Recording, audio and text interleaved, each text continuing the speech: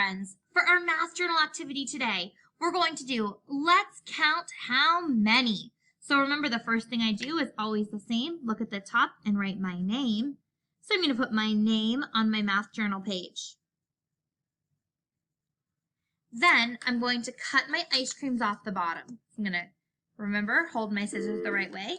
Thumb at the top. Please release all front walkers and back walkers.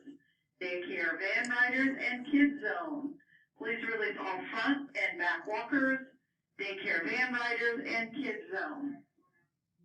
Sorry, friends, they were making an announcement. So I'm going to get my ice creams cut out. Then I'm going to open my math journal to the next blank page. So I'm turning past the activities that we've already done. So here's my math journal from Tuesday, my tracing my numbers. I'm going to go to the very next page. And I'm going to glue in my Let's Count How Many worksheet. So I'm going to glue that in. Remember, just a dot, not a lot. So when it's a square like that, I just like to go around the outside edges. And I'm going to go ahead and glue that in. Then I'm going to look at my ice cream cone paper. And I'm going to count how many are in this first group. 1, 2. I'm going to cut out my ice creams.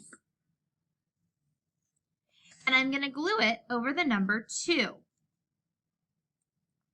Then, friends, when I'm all done cutting and gluing, I'm going to neatly kindergarten color in my ice creams, and you can even color in the pineapple if you want to. Okay, so again, you're going to count each set and then glue it on the correct number. I will see you in just a little bit.